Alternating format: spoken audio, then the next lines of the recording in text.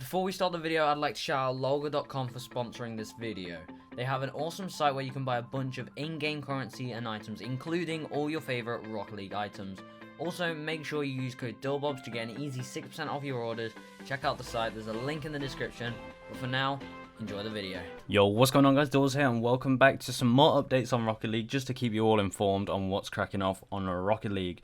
And also, there's a big storm going on right now here in the UK.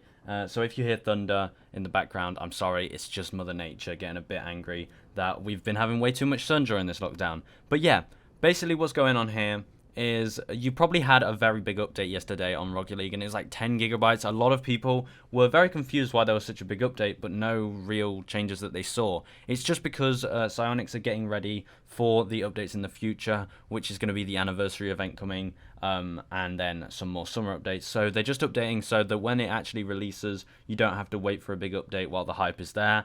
So sorry if you guys had a long update, but that is just the case. And some new changes that did come with that update are changes to demolitions and bumps. Now you can read the patch notes, I'll leave a link in the description. But basically what's happening is they're trying to reduce the, they're trying to make demolitions and bumps work a little bit better, because sometimes they do not make sense. For example, sometimes you drive right into the side of someone and then you also get demoed. It's quite strange. So I'm just going to read off basically the changes that happened. Some of you might not understand too much of it. Just know that they're trying to fix demolitions, and they had a lot of help from some YouTubers as well. So basically, they would say that demolitions will never be perfect because of latency, and each different person, you know, has a different connection. So that will never fully be fixed, but there's a few things they did change. So at the moment, what didn't change was for a demolition to trigger, there's a supersonic check. So that means that you're either in a supersonic state, which activates at 2,200 speed, and your max speed is 2,300. And if you go below 2,100 speed, you instantly exit supersonic state. However, if you go between 2,200 and 2,100, you remain supersonic. But then, if you speed back up above 2,200, you'll stay in supersonic. Whereas if you go below 2,100, you will stop being supersonic. We also have the speed check, which is completely unchanged, and that just means that your speed in your forward direction is at least 2,100 when you impact another car. So you're either going supersonic, or you are, you know, in that range where you're just above 2,100, and you're coming out of the supersonic state. That still is needed to get a demo.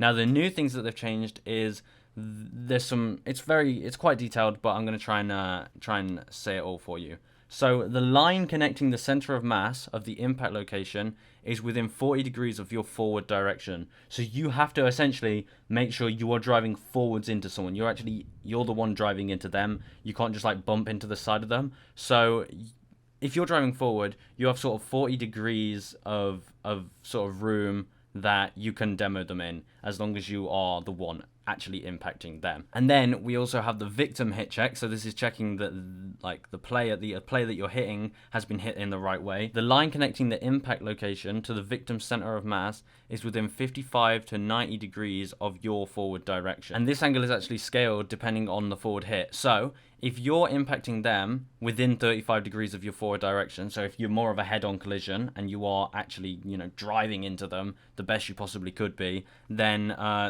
the victim check uses a 90-degree angle, so you're gonna get the demo.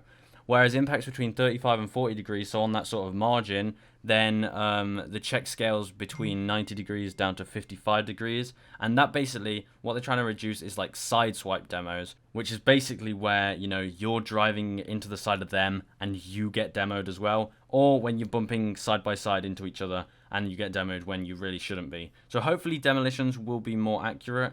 I know a lot of that information doesn't make too much sense, but if you hop into Rocket League, hopefully you'll see demos become a little bit better. I hope they do. And bumps as well are going to use that same sort of check system to make sure a player gets bumped correctly, if they're obviously below the demolition speed.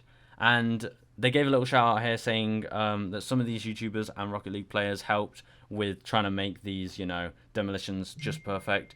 And that is Rocket Sledge, Lethamere, A Musty Cow, Rocket Science, Harari Hellfire 2, Turbo Pulsar, Rizzo, and Sizz.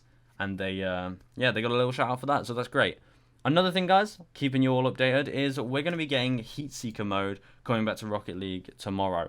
and it's actually going to be 2v2 Heatseeker mode instead of 3v3. So we'll see how that goes. I don't know what your opinions on that. I do like 2v2s quite a lot. I can hop in with just one of my friends and play some Heatseeker.